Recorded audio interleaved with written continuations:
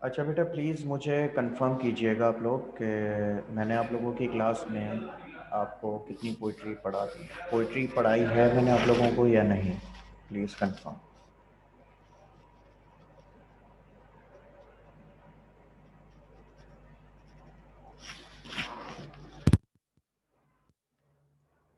अभी तक हमारी एक भी पोइट्री जो है वो नहीं हुई है, सही। तो आज मेरा इरादा है आप लोगों को पोइट्री पढ़ाने का। आप लोगों के पास पोइट्री बुक है तो दैट्स गुड, आप लोग ओपन कर लो, अदरवाइज मैं आप लोगों से स्क्रीन शेयर कर रहा हूँ, ठीक है।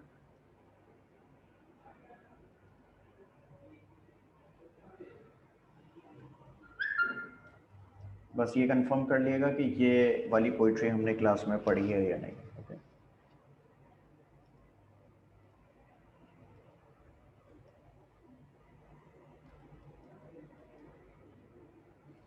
Under the Greenwood Tree by William Shakespeare.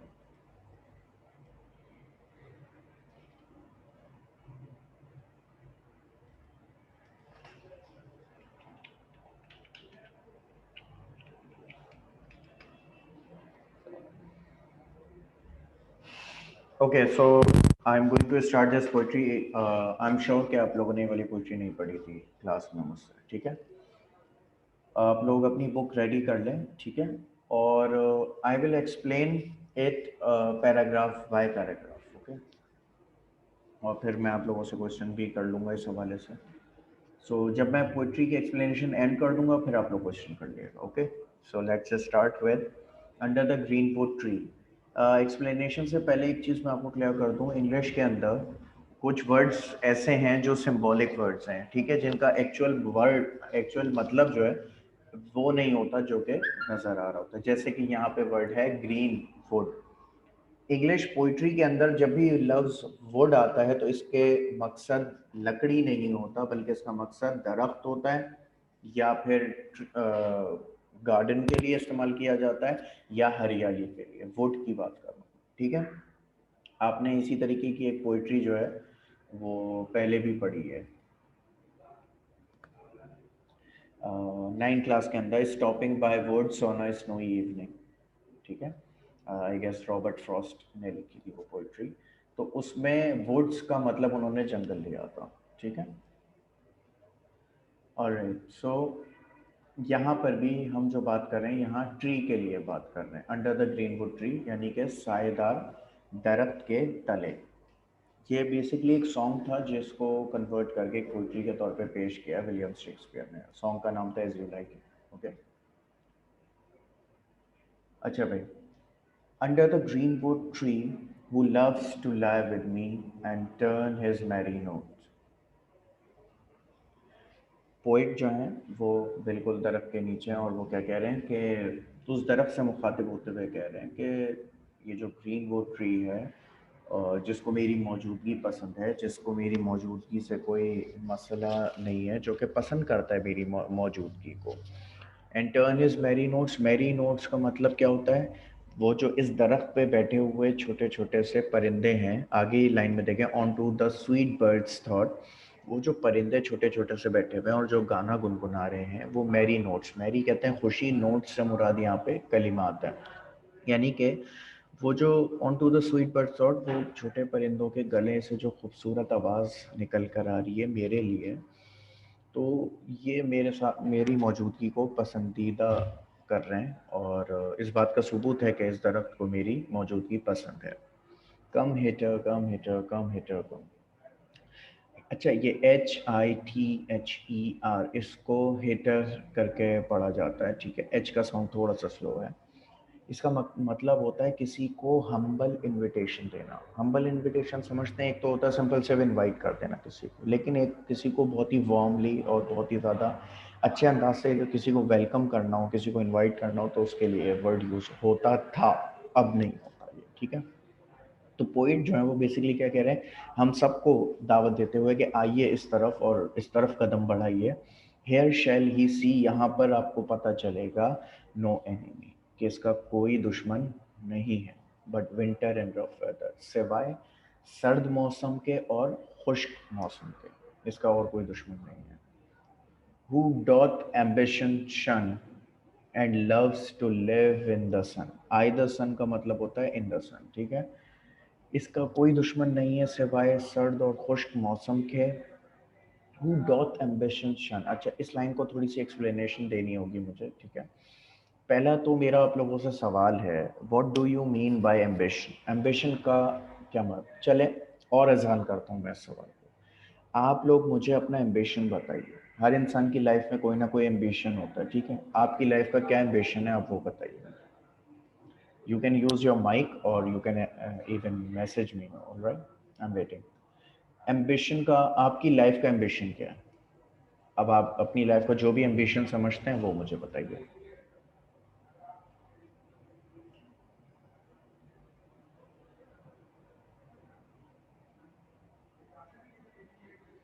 Anybody can start. What about you Aruba, आपकी लाइफ का एम्बिशन।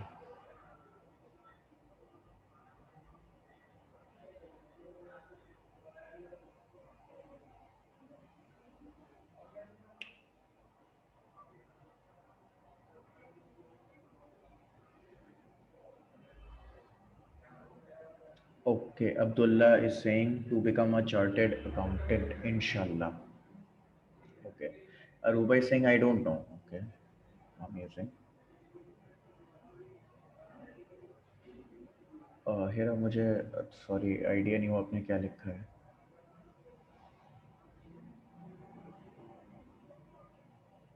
अच्छा, रेता कह रही है चार्टेड अकाउंटेंट बनना है आपको। Okay, Javeria you did not decide yet. Okay, Hera कह रही है सो मैनी, तो उनमें से कोई एक बताएं। हेरा, जो भी है आपका। नूर आप बताओ, कुछ इंटरेस्टिंग सा लग रहा है मुझे। और अम्माद आप भी बताओ मुझे। वाह, ज़बरदस्त। मैंने कहा था ना मुझे अमेजिंग लग रहा है। नूर ने कहा है कि my ambition is to become a successful man इंशाल्लाह। अम्माद आप बताओ मुझे। और बाकी बच्चे जो कह रहे हैं कि भाई डिसाइड नहीं किया है, तो बेटा कुछ ना कुछ तो होगा। वर्दा बेटा आप भी बताओ मुझे। अनीसा, अभी तक आपका रिस्पांस नहीं आया भाई। क्या एम्बिशन है आपकी लाइफ का।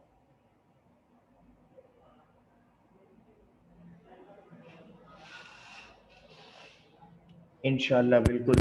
नूर आपने बड़ी ज़बरदस्त एडिशन किया है इसके अंदर, इन बोथ दुनिया इन आखिरत इंशाल्लाह ज़रूर।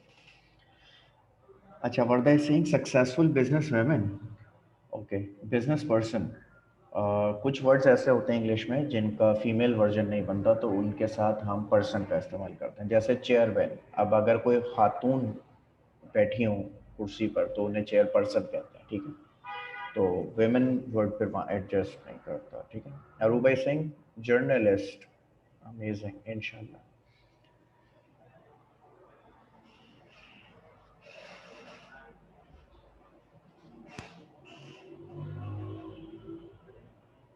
अम्माद सिंह के दीन और दुनिया साथ लेकर चलना, बेशक। No doubt about it, 100%। I am agree with you. अच्छा, ठीक है, माशाल्लाह से आप लोगों ने बड़े ज़बरदस्त और ख़ूबसूरत से मुझे अपने एम्बिशंस बताए। Okay Anisa, you come up with a very nice thing. Psychologist आपने बनना है इंशाल्लाह। तो दीज आर योर एम्बिशंस। अच्छा, मेरा आपसे एक सवाल है, ठीक है। मैं यहाँ पर नूर को हटा के मैं बाकी सबसे पूछ रहा हूँ कि जिस दिन आप ये बन गए जो आपने कहा है, ठीक है, जो भी आपने कहा, चार्टेड अकाउंटेंट या जर्नलिस्ट या वट एवर जो भी आप कह रहे हैं, जिस दिन आप बन गए उसके बाद क्या करेंगे। उसके बाद तो आपका एम्बिशन ख़त्म, यानी कि जैसे अगर मैं कहूँ कि मुझे टीचर बनना मेरा एम्बिशन था और मैं टीचर बन गया, तो इसका मतलब अब मेरी लाइफ में एम्बिशन ख़त्म।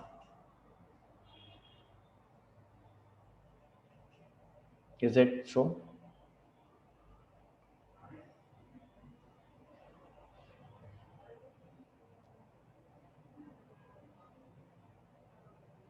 यू नो व्हाट, मैं आपको एक छोटी सी एक्सप्लेनेशन देना चाहूँगा। You know, ambition is something which actually come up with you. वो आपके साथ पैदा होता है, और आप जब ख़त्म हो जाते हैं, मर जाते हैं, तो आपके साथ वो एम्बिशन ख़त्म होता है। ये वो मकसद है जिसकी वजह से आप आए हैं इस दुनिया के अंदर, ये है वो एम्बिशन। गोल्स होते हैं हमारी लाइफ में, छोटे छोटे गोल्स होते हैं।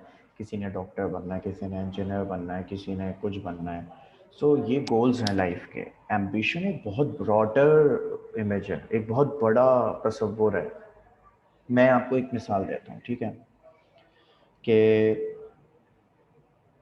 कुछ लोग दुनिया में आते हैं चले जाते हैं, उनके बारे में कोई नहीं जानता, ना आपको पता होगा उनके हवाले से, ठीक है। लेकिन कुछ लोग दुनिया में ऐसे आते हैं कि उनके आने की वजह से दुनिया का रुख बदल जाता है, बिल्कुल ही तसव्वुर ही बदल जाता है। और ये लोग वो होते हैं जिनका अपना एम्बिशन होता है, और वो एम्बिशन सिर्फ खुद नहीं बल्कि दुनिया को देकर जाते हैं एम्बिशन। ये है बेसिकली मकसद, यानी मकसद हयात कह ले एक तरीके से इसको। अक्सर बड़े बूढ़े जो हैं वो मकसद हयात यानी जीने का मकसद कहते हैं। ऑब्वियसली हमारे जीने का मकसद डॉक्टर बनना नहीं है, हमारे जीने का मकसद जो है वो साइकेट्रिस्ट बनना नहीं है और कुछ नहीं। ये हमारे गोल ज़रूर हैं, ये ज़रूरी हैं, ये गैर ज़रूरी नहीं है, इम्पॉर्टेंट है। लेकिन there is something else you have to do. Now let me tell you कि इसका एम्बिशन क्या है। आप देखें सामने इसके अंदर, Who doth ambition shun and loves to live in the sun।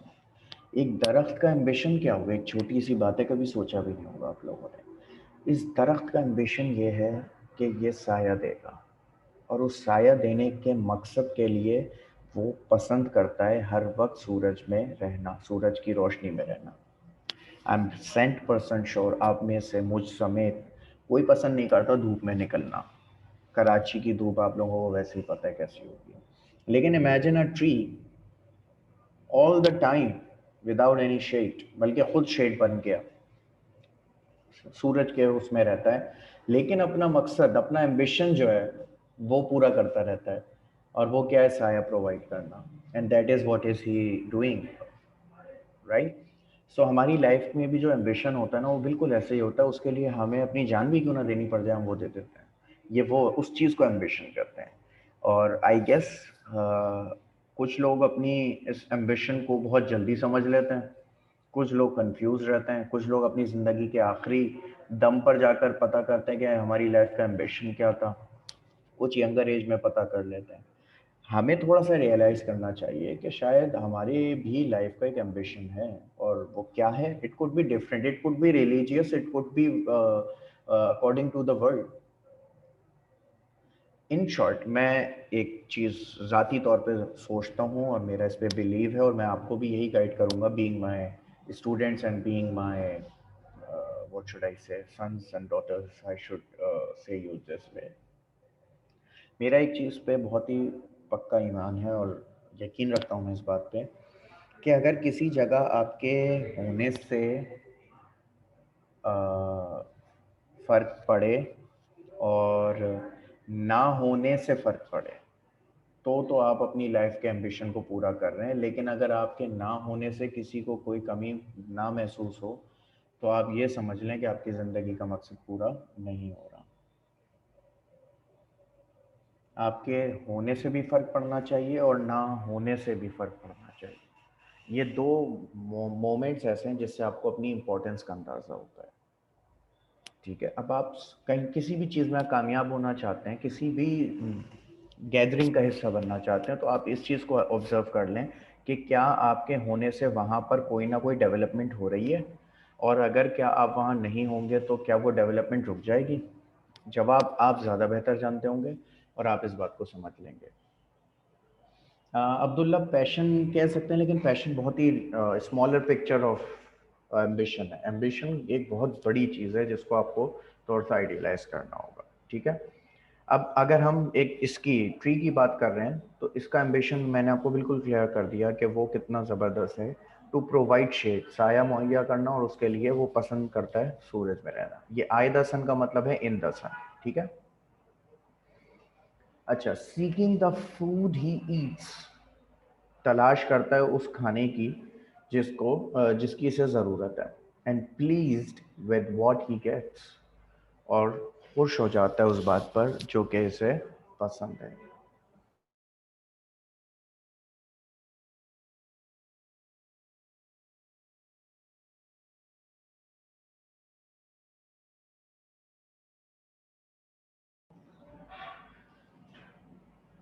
Okay, so what was my point? Seeking the food he eats, obviously अगर आप अपने सराउंडिंग में देखें कि जो ट्री या थोड़ी बहुत ग्रीनरी अगर मिल जाए हमें, पहली बात तो मिल जाए, बड़ी मुश्किल से मिलती है, मिल जाए तो आप एक चीज़ का सवाल अपने आप से करते हैं, हमने अपने आसपास की जो भी ग्रीनरी है या दरख्त है उसको कितनी बार पानी दिया होगा? मे भी शायद कभी नहीं, या मे भी शायद एक दफ़ा, या मे भी गलती से पानी बच गया तो उनकी तरफ फेंक दिया उठा के, शायद। लेकिन वो ट्री अपनी जगह वहीं मजबूत खड़ा है, वैसे ही मौजूद है, वो अपने रिस्क की तलाश खुद कर लेता है और जितना क्वांटिटी में उसे मिल जाता है वो उसमें हैप्पी हो जाता है। ऐसा नहीं है कि वो डिमांड करना शुरू कर दे, या किसी दिन आप जाके किसी सायेदार दरख्त के नीचे खड़े हों तो वो आपको टहनी से धक्का दे के बोले भाई चलो, मुझे आज खाना सही से नहीं मिला, मैं साया नहीं दूंगा तुम्हें। No, never.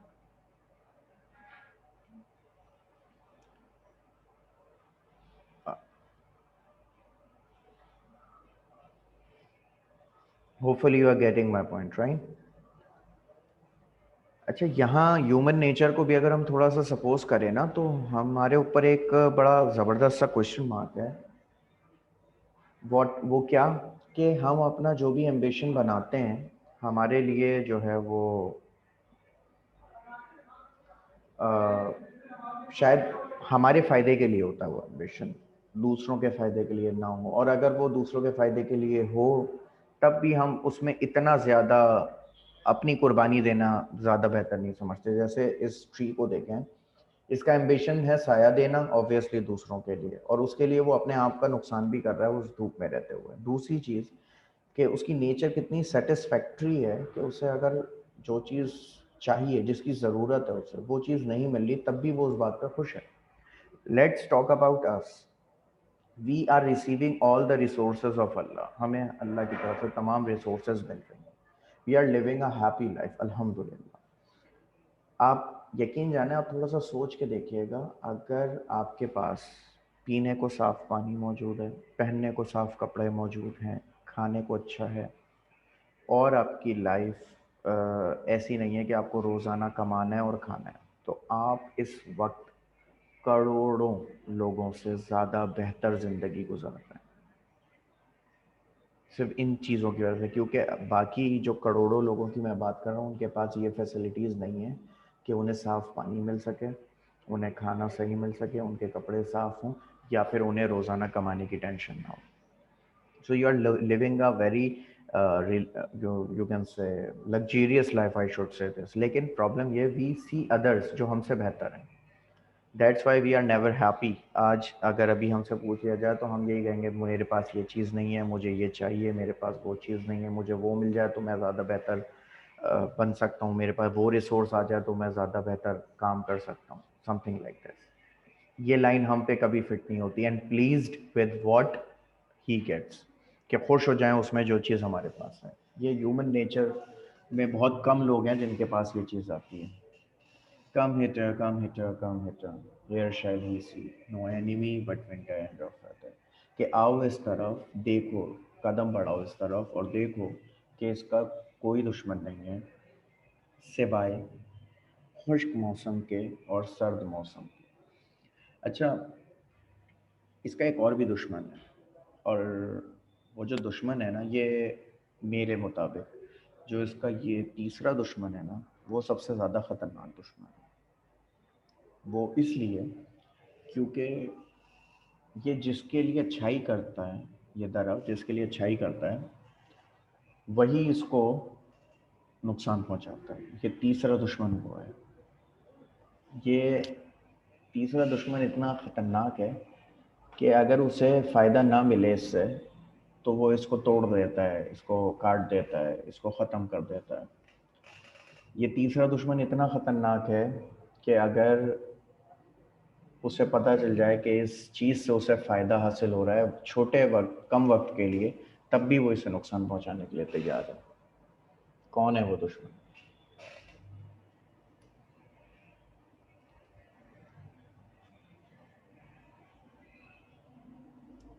Your answer is right Aruba. हाँ भाई बच्चों, वो दुश्मन कौन है उसका?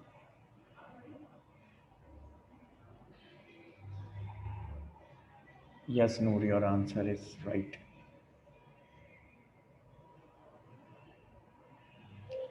Yes you all got it right. इंसान, वो तीसरा दुश्मन इसका इंसान है, जो कि इसको मुसलसल जो है वो नुकसान पहुंचा रहा है। ओके, अरूबा इज सेइंग कि सब ऐसे नहीं है, कुछ लोग इसको दोबारा ज़िंदा भी करते हैं। अरूबा, अगर मैं आपको कहूँ कि इस वक्त 1 लाख लोग, वह जबकि मैं बहुत कम तादाद बता रहा हूँ, 1 लाख लोग ऐसे हैं जिन्होंने अपनी ज़िंदगी में कभी ना तो पेड़ पौधे लगाए ना उनको पानी डाला। क्या आप मुझे ऐसी ही कोई तादाद बता सकती हैं जो पेड़ पौधों को पानी डालते हैं या लगाते हैं? गिनती के हैं, चंद एक आध मैक्सिमम, मुश्किल से। Otherwise no, not at all.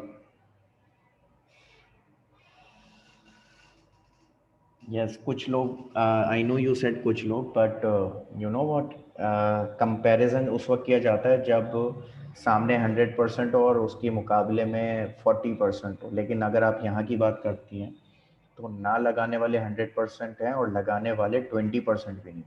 तो इस वजह से मैंने कंपैरिजन किया ही नहीं।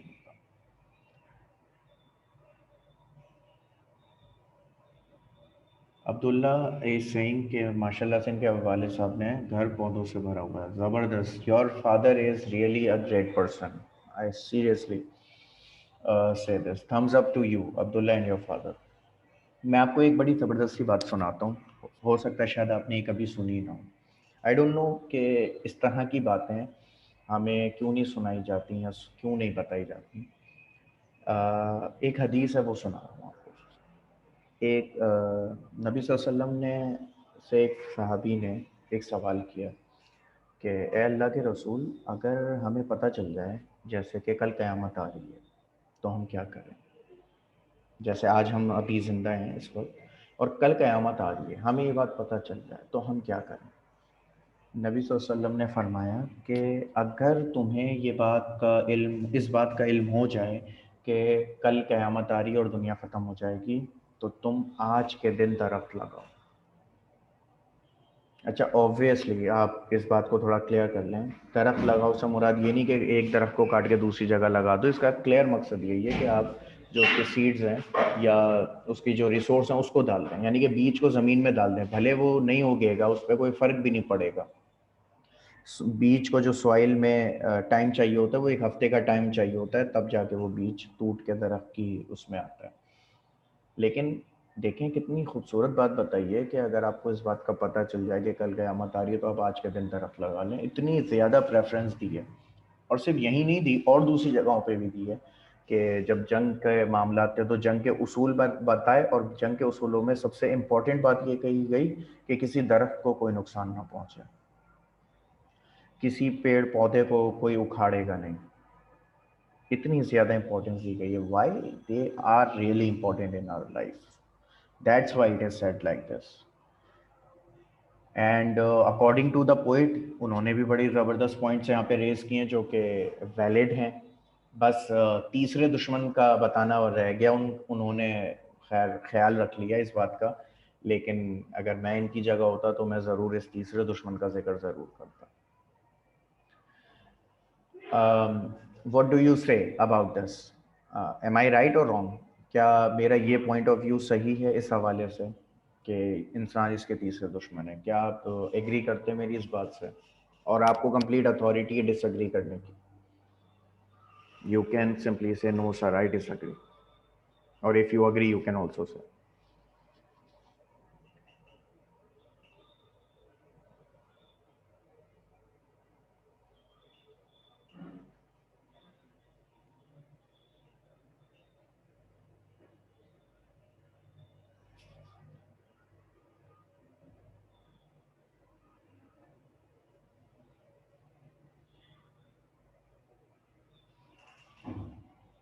Okay, Anisa is saying she's agreed. Okay. Aruba is saying उस वक्त दरख्त काटना कॉमन नहीं होगा बेटा, उस वक्त ये एक प्रोफेशनल वो था कारोबार, यानी जिसके पास कोई काम नहीं होता था तो वो जंगल में जाके दरख्त काटा करता था और उसको बेच के अपने रोज़मर्रा की ज़िंदगी गुजारा करता था। इमेजिन कि आप ओल्ड स्टोरीज पढ़ें कोई सी भी, तो उसमें एक लकड़हारा था। ये कितना कॉमन सेंटेंस था। हर कहानी का शुरू जो है वो इसी तरीके से होता था कि एक लकड़हारा था, एक गरीब लकड़हार था, उसने जो है वो जंगल में दरख्त काटा करता था। तो आप इमेजिन करें, ये पहले बहुत ज़्यादा था। अब तो शायद लोगों को दूसरे प्रोफेशंस मिल गए तो जाके ये बात थोड़ी सी कम हो गई, otherwise it was very common thing at that time. All right, so if you all agree with me, so let's do at least one thing. At least one thing. Let's try to plant something. कोशिश करें कि अपनी life में at least एक दफ़ा कुछ greenery कर दें। अगर पॉसिबल नहीं है, आपके सराउंडिंग्स में आप ऐसा काम नहीं कर सकते कि कोई दरख्त लगाना हो या ऐसा कुछ करना हो, तो नो प्रॉब्लम। या आप ये सोचें कि हम कहाँ से रिसोर्सेज कलेक्ट करेंगे, so don't worry, I will help you in this. अगर आपको रिसोर्सेज चाहिए, बीज जैसे होते हैं या खाद वगैरह, ऐसा कोई भी element, so I will help you in that, no problem at all, okay. But अगर फिर भी ऐसा काम नहीं हो सकता, so at least do one thing, at least do one thing. If you see any plant और tree, try to put some water in it. That's only thing I can ask for you. So inshallah, I believe that you will follow the instructions. So do you agree with this? If you are agree, please raise your hands. That at least you will put some water on a plant if you see anywhere, inshallah.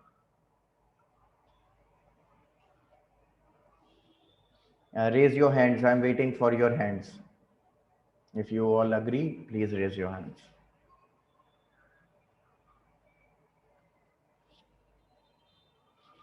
Okay, mashallah, you all are agreed to do this thing, inshallah. Okay, so that was our poetry, first poetry, and कल हम अपनी second poetry complete करेंगे इंशाल्लाह, ठीक है। और बेटा अभी वर्कशीट वगैरह के लिए आप कोचिंग पर नहीं जाना, क्योंकि वर्कशीट वहाँ एंड हो गई है, मुझे वहाँ पे उसका स्टॉक रखवाना होगा वर्कशीट का। तो मुझसे पहले कंफर्म कीजिएगा, फिर उस तरफ कोचिंग की तरफ जाइएगा वर्कशीट के लिए, ओके। फिलहाल इस वीक तो हम कोई वर्कशीट का काम नहीं कर रहे हैं, हम अभी जो है वो पोएम्स पढ़ेंगे और मेरा नेक्स्ट वीक का इरादा है कि चैप्टर पढ़ेंगे। तो अभी फ़िलहाल ग्रामर का कोई इतना ख़ास काम होगा नहीं, लिहाजा अभी आप फोकस करो इस चीज़ की तरफ।